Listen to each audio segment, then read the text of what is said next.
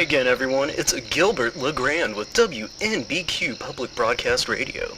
And if you're just tuning in, I'm sitting here with musical artist Robin Thomas Graley. Now, Robin, are you really serious about retiring from music? Yeah. Hi, Gil. And yes, I'm done. I've thought about this for a long time, and I'm all used up. This business is taking everything from me. You think you know someone? You think you have friends? But it's not like that. Those are harsh words, Robin. Is this aggression directed at anyone in particular? Well, yeah. My manager, my bandmates, my f***ing ex-girlfriend. I mean, take your pick. Have you ever thought about perhaps getting new management instead of throwing in the towel, so to speak? You haven't been listening to anything I've said. It's the entire industry. It's the entire world that wants to see you fail. We put these people on the highest pedestal only so you can shove them off into the abyss. And then when they smack the floor, that's what the fans really want to see. They want to see that blood and gore. They don't care where you've come from, who you really are. They want misery on prime time. It's a sick reminder that the world can only operate on pain.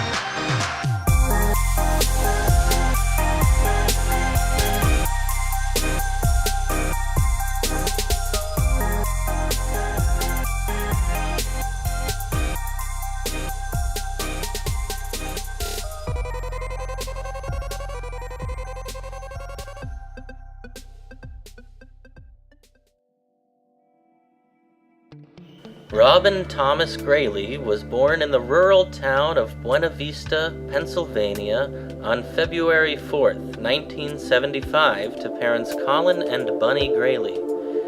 He was 6 pounds 5 ounces and left uncircumcised.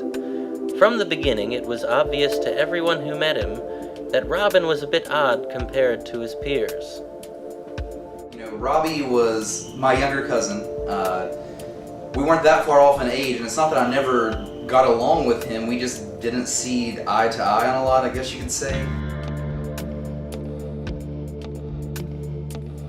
They would make me go hang out at his house about every day after school because the kid was a loner. He had no brothers or sisters. It was always a weird place to be. We were supposed to hang out, but honestly, all he did was just scribble poetry in his My Little Pony notebook. I never understood where the hell he was coming from. And his parents were into some weird hippie European bullshit. After being immediately branded as an outsider, Robin began to act out in very rebellious and antisocial ways. By 11th grade, he had dropped out of high school, developed a taste for tobacco smoke, and spent his days honing his beat poetry. He would spend his nights sneaking into a 21 and over beatnik poetry club called La Fourchette. I can tell you that later on, through the end of high school, he used to sneak into this club. I don't even remember the name of it, honestly. I don't know what the hell he was doing in there. For all I know, it was a gay bar. But spending so much time in La Fourchette would prove to be a blessing for Robin. When one fortunate night, music producer Lou Barnash saw him perform. Well, when I met Robin, he was about 18 years old. He was real lanky and awkward and shy, When he spoke, though, his words were mesmerizing. I mean, looked like the whole crowd was hypnotized. I saw him again another night, and I found him behind an alley behind the Fourchette Club, and I said, hey. I put my hand out to shake his hand, and he was real scared, looked like he was about to vomit or something. He eventually put his hand out, I shook it. It was all limp and clammy. I mean, come on, kid. You gotta work on your handshake, and you also need to make a record with me. I gave him my card, call me. We'll make a record, I'll make you a lot of money, Who wouldn't want to do something like that? With a big shot producer like Lou Barnash? Give me a break. I didn't hear from him. I didn't hear a shit. Can I curse on here? I'm sorry. I find his contact info. Kid was unlisted. So I had to get a hold of his ma, and she was all about it. Now let me tell you something, that means something.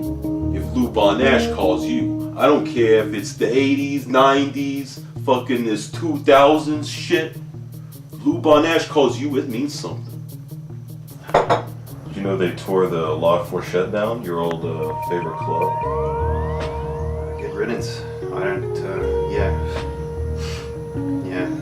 some good memories, but, they're tainted now. It's not like the good old days, or it ain't what it was anymore. Didn't you meet your old manager, Lou Barnash, there?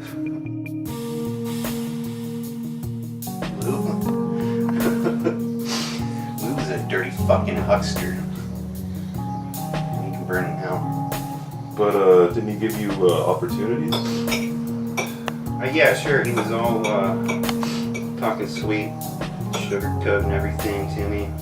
Or, he did. He showed me around. I met some people with him, but all those people decided to stab me in the back. And, what are you gonna do? After signing with Barnash for a 3-album deal, Robin went with him to Brindlewyn Manor in Sussex to record a single. He was joined in the studio by seasoned musicians Wes Conti and sneaky Mitch Parsons. Old Robin, Thomas Graley. Now that was a weird boy. He was a poet, and we never worked with no poet, but he came in here and we were jamming to our music. He started writing down his own lyrics, and we thought he was going to play with us, but he actually ran up and told us to just quit it. He said, shut up and quit it. Quit it, you idiots. Yeah, quit it, you idiots. Quit it, you idiots, he said. And this is the very first day that he's in the studio. He's already losing it. He's freaking out. Good night. Came in here talking about swamps and was burning some incense. All the time with the swamps with that kid. He had just read a book about swamps, a children's book, I recall. And I swear, I thought Lou had gone off the deep end, bringing that boy in here to record with us, professionals, bringing this swamp boy coming in here talking about swamps. And he begged us to give him a chance, and sure enough we did. Well, my feeling for him changed when he started tickling them little synthesizer ivories. And we're watching him flip his switches and push his little buttons on his keyboard. And he was, before our eyes, he was changing music forever.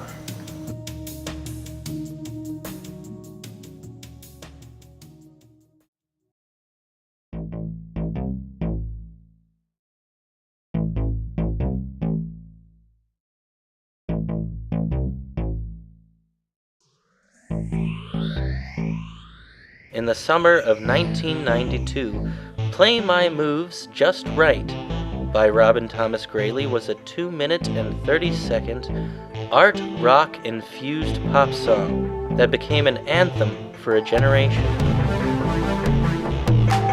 Rumors gonna spread all around your town. Heard you sleep without a nightgown.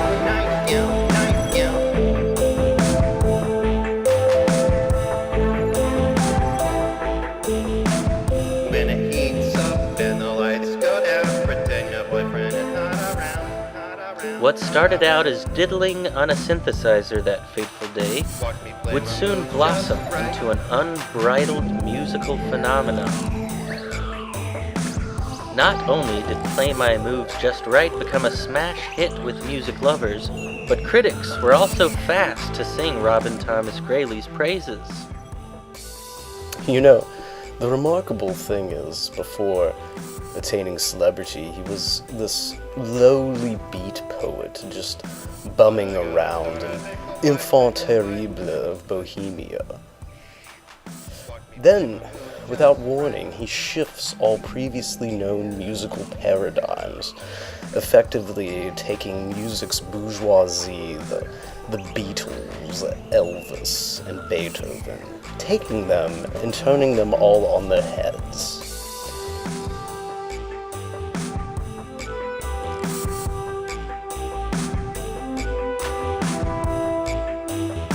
But I gotta start a pickle fight.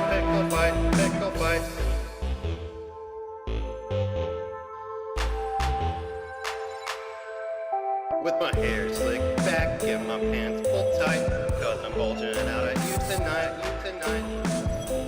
Now, with the entire world on his side, Robin rapidly became the hottest and most influential musician of the 90s.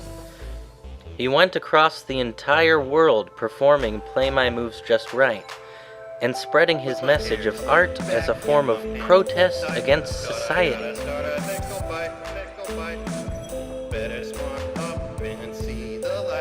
He even met a woman who would end up playing a significant part in his life, young groupie Margot Kurtz.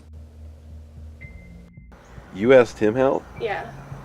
I asked him out, and when he barked, I was just like stood back a little bit, but then he turned around and lit a cigarette from the wrong end, and he just kept fucking smoking it like that. But after that, it was fine. It was whatever. We, did a couple lines, and I don't know, we had fun. I don't know, we got fun. No, he didn't know I existed. I don't think he knew anybody existed because he was really awkward, and I don't know. I always went to his shows even though he kept singing the same song over and over again. But What did you like to do together?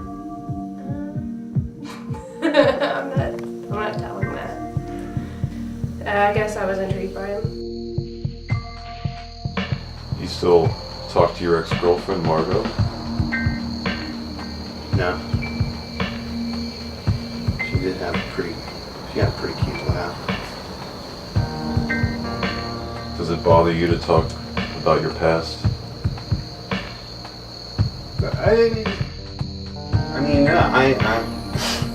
I'm an open book, so but I just don't like to dwell. I don't like to dwell on all that shit. So let's move on. Something else.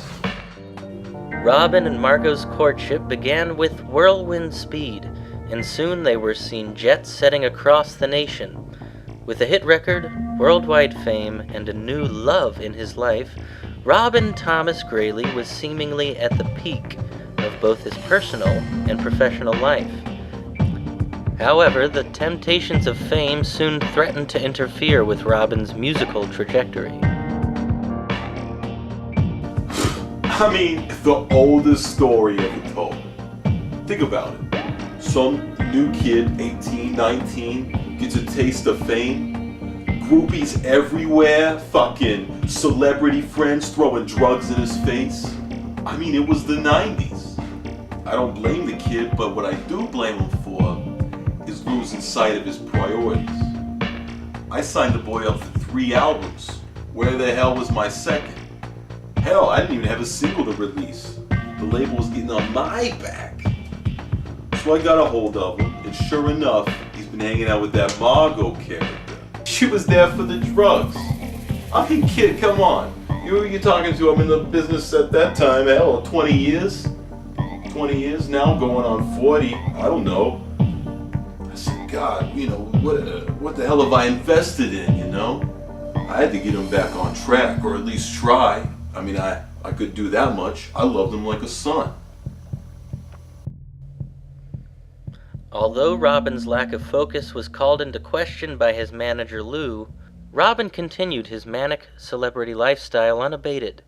He soon befriended grunge musician Eli Void of the band Steel Splinters, who became what most would call a negative influence on Robin's career and sobriety. So, what about Eli Void? What do you think about him? I thought he was a satanic fuck.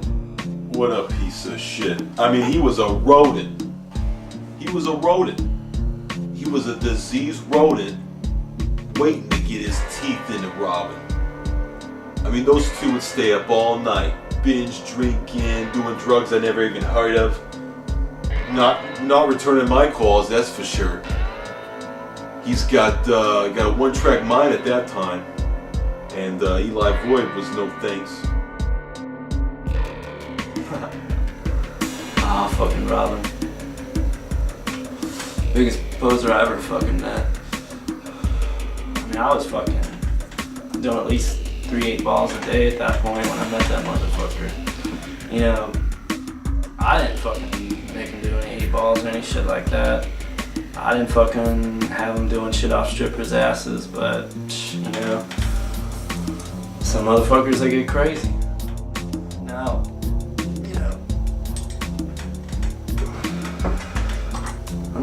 doctor or any shit like that, so I can't say, you know, he's not fucked up, which I kind of think he is fucked up. Motherfucker got a little too much enjoyment out of goat skulls and shit like that. I didn't tell him to take on a dark passenger. Although Robin and Eli's friendship mainly revolved around heavy partying, it was not without a small moment of creativity. Soon, Void approached Robin with the idea of collaborating for a one-off single.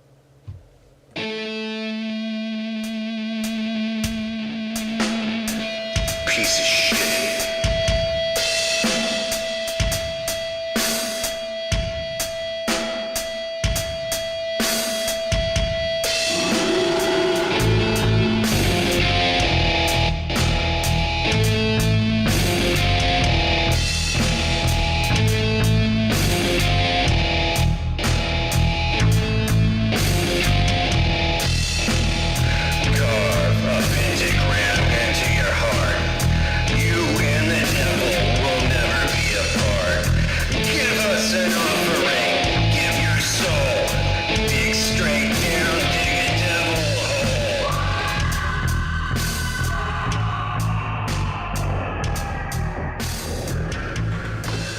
I mean, I'm such a bad guy. I mean, why was I putting money in that guy's pocket?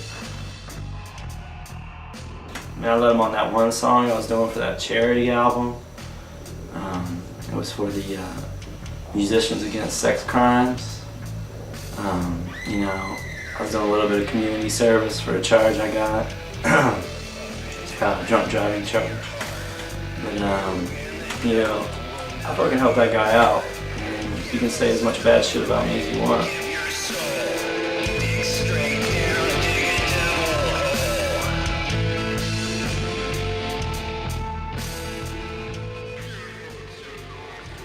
Calling themselves nekro-djinn, Robin and Eli sent off to Barnash's own Brindlewin Manor to record.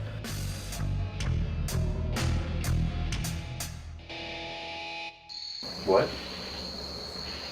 Do you remember making that song, Devil Hole? No, but that's a pretty cool name. You know, when's the last time you talked to Eli?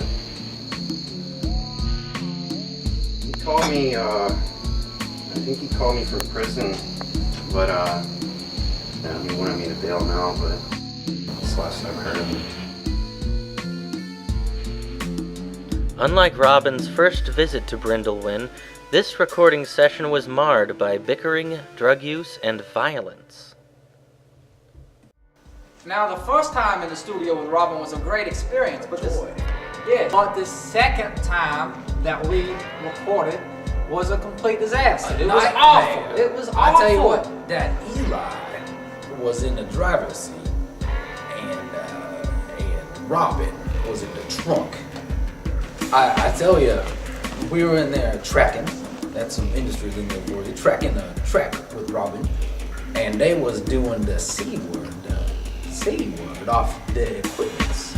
Oh no, something had changed in Robin Grady.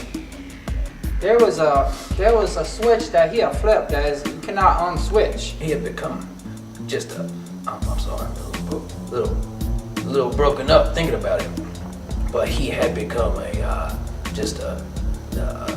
opposite of what we had seen in that young man flipping his switches on his synthesizer. Haven't seen him since.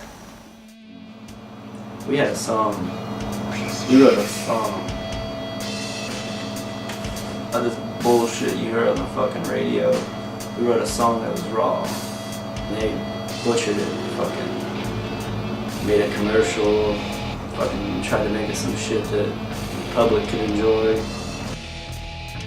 Released in the fall of 1993, Devil Hole only made a minor dent, coming in at number 150 on the charts. What an utter disappointment it was to hear Robin's once melodious voice debased by such cold, emotionless distortion. As if that weren't injurious enough, it was placed against the barbaric accompaniment of Eli Void. It was insipid, uninspired radio fodder. Something far more juvenile and disagreeable than even any of Void's solo work. By that point in time, I thought, maybe the music business was a little too fickle for a boy like Robin Thomas Graley, So I tapped a few of my connections in the film industry. My buddy Saul Fisher, he needed a new male lead, so I thought maybe Robin could do it. By that time, I'd cut him off of his contract. I'd signed him up for a 3-album deal. I got like 2 songs out of him. I had to cut my losses. The film connection that Lou tapped was Saul Fisher, the avant-garde director responsible for such critically acclaimed art house classics as 1987's Briar Patch Bruises and 1992's Jim Jim and I. I began writing the script for Innocence Unbound in early '93, and so by the end of '93 we were really pushing to get this thing going. I hadn't filled my male lead yet. I don't know, I think the male lead was probably ahead of his time, and it was one of those risky roles. Nobody wanted to take it. Shopped it around Hollywood, nobody was biting. Then I ran into Lou one day at a party, and he was telling me about this guy, Robin. Lou was an old buddy of mine, so I said, okay, and he said he would get me some more financing, because he knows a lot of people. So that was the beginning of a period of time I wish I could forget. Innocence Unbound, Scene 3, Take 6. Action! Action! There is, right over there, there's an explosion. Cut! Explosion! Boom! What? Get the gun away from me! Hey! No arguing, guys! Cut! Guys! No, not fucking. No line. Hey! Fucking shut Hey! up. There's no lines here. Serious movie here. Damn it. Day one, Robin and Margot would roll in, and they would be drunk or high or, fucking sleepy. It's hungry, always something for them not to be ready to work. So after, 2 hours in the morning of just those two bitching about breakfast or something that they should have done before coming to work, we finally get everything rolling, and they're not prepared as far as knowing their script. Innocence Unbound, Scene 8, Take 2. Action. Daniel, what happened There's a ghost that lives in the clouds. Oh, fuck. Cut. What do you want from me?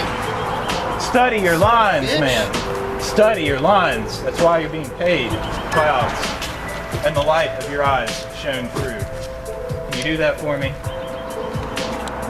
Take 2. Daniel, what happened Action. to the days? Start over. What happened to the days, Daniel? The light of 1,000 moons. Do you even know your fucking Ghosts in the clouds. Oh, cut. This is fucking stupid. It's fucking stupid. Fucking ridiculous. And that bitch Margot, ooh. I never want to see her again. Worthless. Wanting to change the whole focus of the movie. She's a nobody anymore, so, that's what happens. Well, more than one person walked off set. I almost lost my lifetime partner, producing partner, just altogether. He almost did not even want to do anything else with me after this, and that was a good childhood friend of mine. And we were already past the halfway point. The money was spent. We had to make something. Action! Samantha, I'm here to see. What about those men? I killed them all. Hold up, cut. Good God. Murray, take that fucking thing from him. Don't you fucking touch me. Give me the flash. Everybody just kept telling me just to scrap it. And how do you scrap it? The money was spent. I have a reputation. Innocence Unbound was released straight to video. Critical response was generally negative, due to Robin's poor performance and obvious mental instability. On the evening of February 10th, 1995, Robin and Margot attended a private screening at a friend's house. After watching the film and becoming heavily intoxicated, Robin drove home in a fury, racing his 1990 Pontiac Grand Am down the highway. What happened next would add to the ridicule and shame Robin already felt from earlier that night. I don't remember. I think maybe we were making a movie or something, and he got really upset because we both sucked. He was drinking all day, and when we left, he was like drinking whiskey, and I wanted to cut up this line, and he looked at me like, "You fucking bitch," and reared off the road, hit a wall, and I passed out. So, did you speak to Margot after that wreck? So, all right, that's it, guys. That's it. You come into my house. You come into my house and start interrogating me and asking the same questions over and over again. I don't like it. And you guys need to get the fuck out. Turn the camera off. House. Get out. Get out of here. Get. Robin. Get out. Go on. Robin. Get out of here. Get. Robin, relax. Well, Robin just kicked us out. I guess we'll try to come back tomorrow. Yeah, let's just, we'll take the night and I'll try to call him tomorrow and we'll set up another interview.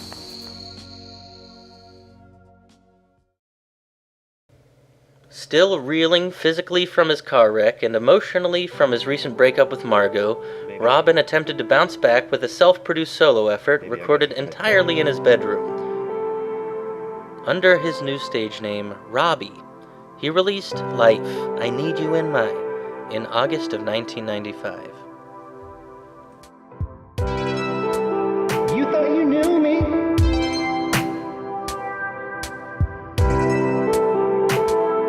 You thought you could just do me?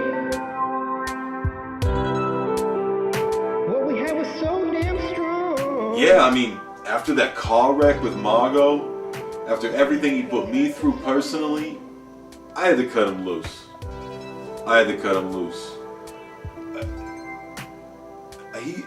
I really felt he was a diamond in the rough. I mean, I discovered him, he gives me one great hit, and that's it? I don't know. I told him, if he ever got clean, you know, if he was gonna be that way, I couldn't work with him. If he ever got clean though, he could give me a call and I'd help him out. But I'm telling you, man, I never heard from him. I need you now, girl. You are my whole damn world. Ghastly. Life was tantamount to an orphaned street child howling from opiate withdrawal. Every cliched chord of that banal ballad left my mouth agape. But not because I desired to drink any more of its sickeningly sweet nectar, but because I was preparing for vomit to lurch forth from my stomach. I want you. I need you. I want you. I need you in my life.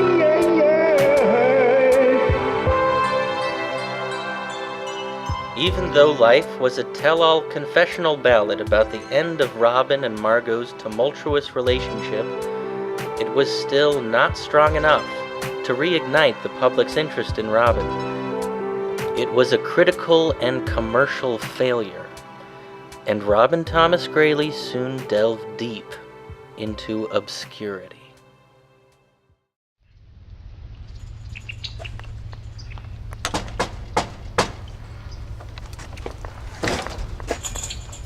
There he is.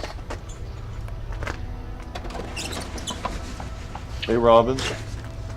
Hey, guys. We're hoping we can ask you a few more questions. Robin, will you talk to us?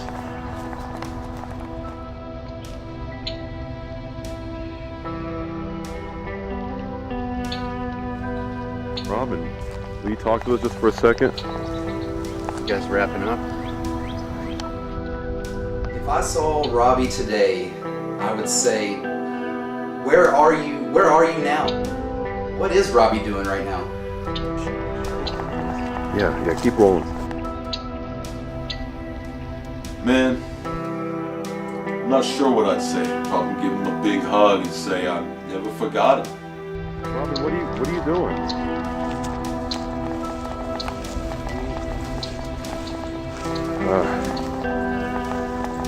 What the fuck?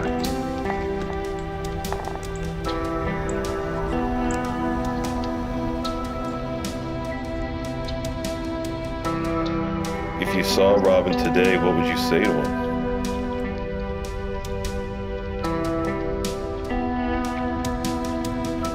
I wish him the best. I wish him the best, I'll tell you that much. I wish him the best.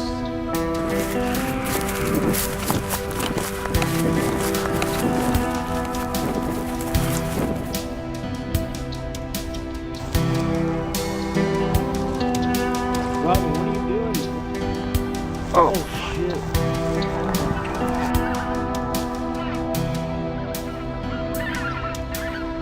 I am somebody!